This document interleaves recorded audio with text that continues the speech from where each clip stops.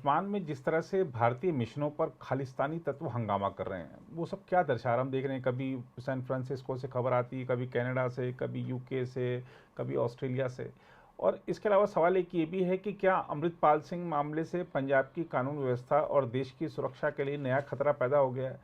आखिर आईएसआई चाहती क्या है और कैसे अपने मिशनों को अंजाम देती है? सवाल इसलिए क्योंकि माना जा रहा है कि अमृतपाल सिंह आईएसआई के इशारे पर काम कर रहा है। नहीं, बिल्कुल सही है। ये तो बिल्कुल, अब है कौन अमृतपाल सिंह, जिसको कि आज तक कोई जानता नहीं था। जी ये फरवरी में जो दीपचंद था इनका, जिसकी डेथ हो गई थी, जी जी जी, वारिस पंजाबी ने गठन किया था। हाँ जी, तो जो वारिस उसी ने गठन किया था, उसकी डेथ हो गई तो सडनली एक बाइक इसका नाम आ गया। जी और ये 12th पास, ये जो है दुबई में रह रहा था। जी अब आईएसआई कनेक्शन, नेचुरली जो दुबई जाता है जी तो लग जाता है कि आईएसआई कनेक्शन, अगर जो कहा जा रहा है वो बिल्कुल सही है जी और लग भी रहा है। जिस तरह से ये आया और अपने इसने क्रियाकलाप शुरू किया जी और आगे बढ़ते हुए अभी तक, अब वो अपने आप को भिंडरावाले का एक तरह से ये कहें सक्सेसर मानने लगा जी है जी जी कि उन्हीं की भाषा बोलने लगा है। जी जी जो कि अब तो मतलब सवाल ही नहीं उठता कि कोई ये बोले, क्योंकि पंजाब दोबारा जो है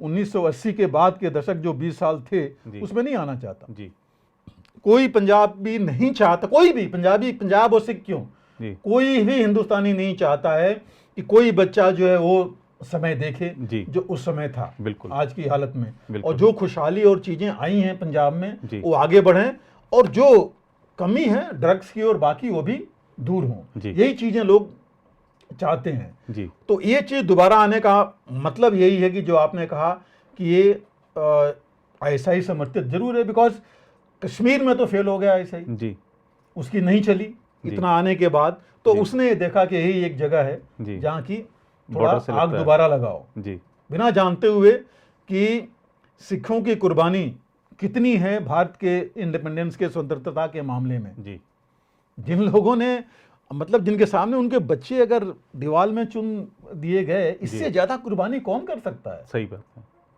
जी इसी गुरुद्वारे में यहीं पर जब बोला गया कि सभी को कन्वर्ट हो जाने के लिए जी दिल्ली में, जी तो कोई नहीं हुआ। जी लोगों ने कहा कि सीज काट देंगे लेकिन हम कन्वर्जन नहीं करेंगे। जी तो क्या वहाँ पर ऐसा हो सकता है? जी और पहले भी हम कहते रहे और लोग कहते रहे कि मिसगाइडेड यूथ हैं। जी अब यूथ क्या इतना मिसगाइडेड है? कब तक मिसगाइड होता रहेगा? जी तो ये तो जानबूझ करके मिसगाइड हुआ है, जी अगर देखा जाए तो जानबूझ के मिसगाइड हुआ है। जी और इसके साथ में एक और चीज़ जोड़ना चाहता हूँ, जो आपने देखा कि एमपी हैं सिमरनजीत सिंह मान, बिल्कुल उनका स्टेटमेंट आया जी है जी जी कि तकरीबन 50,000 खालिस्तानियों को जी वेस्ट में सेटल किया गया, जी। ये लेटर दे करके जी। कि हिंदुस्तान में उनको जान माल का खतरा है, उनको आज़ादी नहीं है जी और वो इसलिए वो सेटल हैं। जी तो कहने का मतलब कि क्या इन्होंने जानबूझ के किया कि बाहर इनको सेटल करो जी। और फिर ये जो कार्रवाई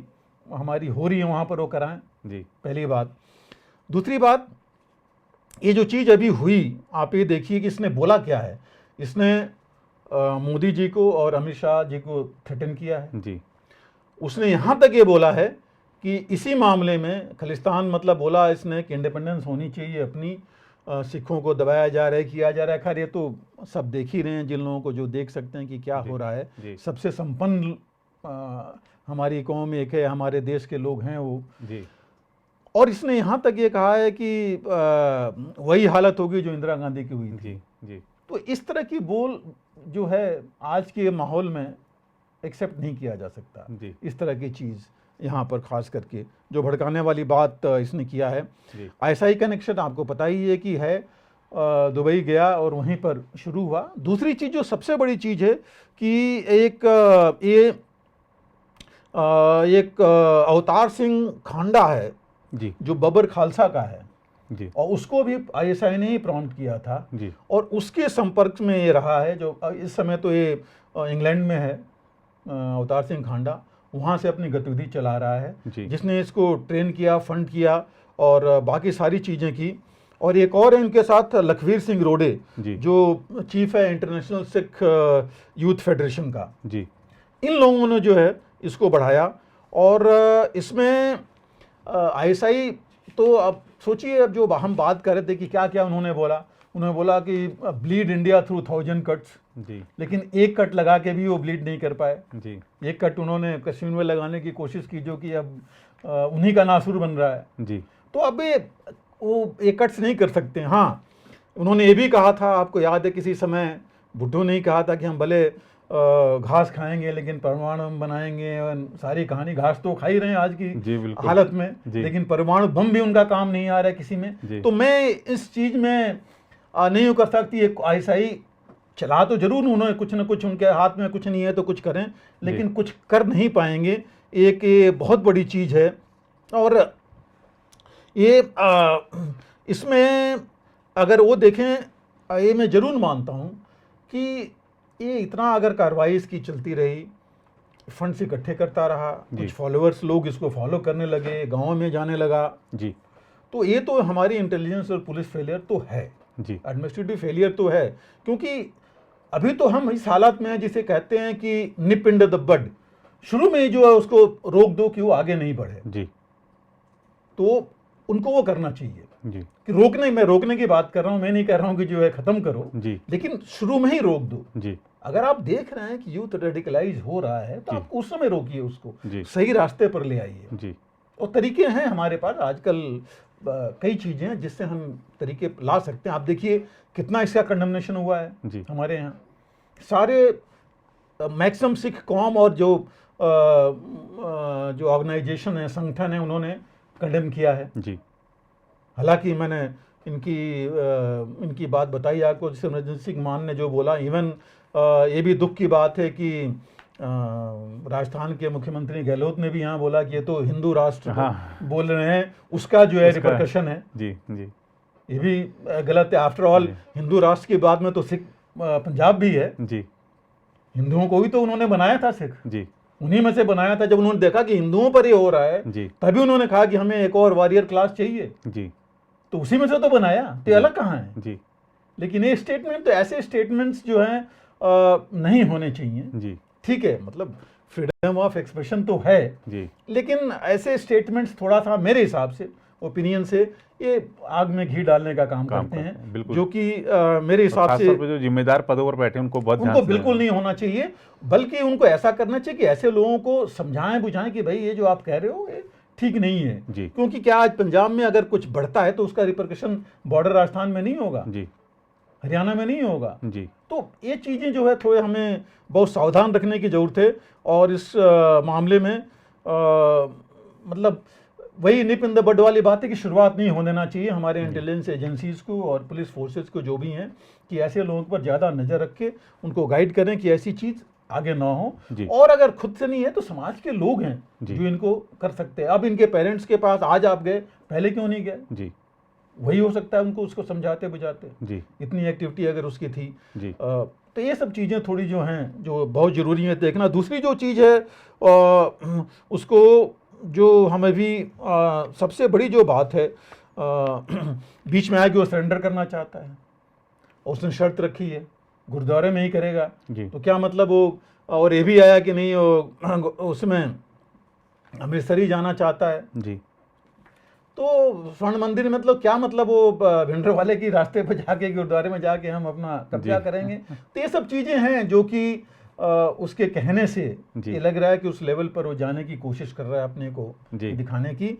लेकिन मैं ये भी कहूँगा कि मुझे पूरा विश्वास है कि आज की तारीख में हमारी जो सुरक्षा एजेंसियां हैं जितनी भी हैं, चाहे इंटेलिजेंस एजेंसीज हैं या फोर्सेज हैं, पैरामिलिट्री या पुलिस फोर्सेज हैं, इस काबिल हैं कि ऐसे मामलों को समाप्त कर सकती हैं, ऐसे मामलों को संभाल सकती हैं। इसलिए मुझे ऐसे लोगों को खास करके ज़्यादा तूल नहीं देनी चाहिए। और मीडिया में भी बहुत कुछ आया इसके बारे में, जानने की जरूरत ही क्या है, मतलब किस लिए कि वो कहाँ का था, उसकी बीबी कौन है, बच्चे कौन है, उससे मतलब बच्चे तो खैर हैं नहीं, बट इन सब चीज़ों का कोई लाने की, उस आदमी को और ऊपर लाने की हमें शायद जरूरत नहीं है। स्टार हम लोग ही बना देते हैं। बिल्कुल, ऐसे लोगों को तो छोड़ देना चाहिए जो हमारी एजेंसीज हैं वो संभालेंगी, देखेंगी और अपने आप करेंगी जी। अगर वो कहा जा रहा है, ऐसा नहीं है। अभी देखिए, मतलब सोचने की बात है, 78 लोग हिरासत में थे जी। और जो उसके मेन हैं वो तो हिरासत में आ ही गए हैं, चाहे इसके जो एडवोकेट एक है जो है जिसने फंडिंग पूरी पैसे का हिसाब किया, ऐसे क्लोज एसोसिएट जो जा रहे हैं, अगर इसको पहले ही अगर हिरासत में ले लिया होता तो क्या पता लगता कि इसके साथ में कौन कौन है। जी। अभी पता कौन पता कर रहा है जी। ये बाकी लोग तो नहीं पता कर रहे हैं ना, जो सुरक्षा बलों के ऊपर या पुलिस के ऊपर या इंट एजेंसीज को कह रहे हैं कि नहीं कर पाए, वो ये नहीं कह रहे, उनको ये समझ में नहीं आ रहा है कि कहाँ से इतने लोग हिरासत में लिए जा रहे हैं, कहाँ से पुलिस पता कर रही है कि इसने ये किया, इसने इसको ये मदद दी, इसने उसको रिक्शा पे उठा के ले गया जी, ऑटो रिक्शा पर, या कैसे घुमाया, क्या किया। तो ये भी अब स्ट्रेटजी जो भी है, मैं नहीं कहूँगा स्ट्रेटजी है, लेकिन अगर हम नॉर्मल भी एक समझें, एक आदमी को ये समझना चाहिए कि सुरक्षा एजेंसीज अपना काम कर रही हैं जी, जो उनको करना चाहिए जी। तो हो सकता है उनके पास कुछ और इन्फॉर्मेशन चाहिए कि और भी कौन लोग हैं इन्वॉल्व हैं जी। तो निप इन द बड हो सकता है कि वो बड बड़ा हो और भी इसमें बर्ड्स हों जिनको कि रोकना पड़ेगा जी। तो हो सकता है वो अपना काम कर रहे हैं। हमको काफ़ी हद तक हमें इस पर मुझे भरोसा है जी। और मैं लोगों को भी यही कहूँगा, सारे एजेंसीज को कहूँगा, प्लस मीडिया को कहूँगा कि भरोसा रखिए जी अपने सिस्टम पर जी। हाँ, हर 100% में कामयाबी किसी को नहीं मिलती जी, लेकिन काफ़ी हद तक कामयाबी इसमें मिलेगी। और हमारी जो एजेंसीज हैं, हमारे जो लोग इसमें इन्वॉल्व हैं, एडमिनिस्ट्रेटिव से लेकर के सिक्योरिटी, वो जरूर अपने कार्रवाई करेंगे। और दूसरा, ये 1980 के दशक वाला पंजाब अब नहीं हो पाएगा, कोई नहीं चाहता है जी, न पंजाब चाहता है, न हिंदुस्तान चाहता है, दुनिया के कुछ लोग भले चाहते रहे, उनकी अब चलने वाली नहीं है, अब चलने वाली नहीं। बिल्कुल सही कहा सर आप। अगर आप भी लेना चाहते हैं देश दुनिया की तमाम जानकारी तो आज ही सब्सक्राइब करें हमारे चैनल को, साथ ही नीचे दिए बेल आइकन को जरूर दबाएं ताकि हर अपडेट आप तक पहुंच सके।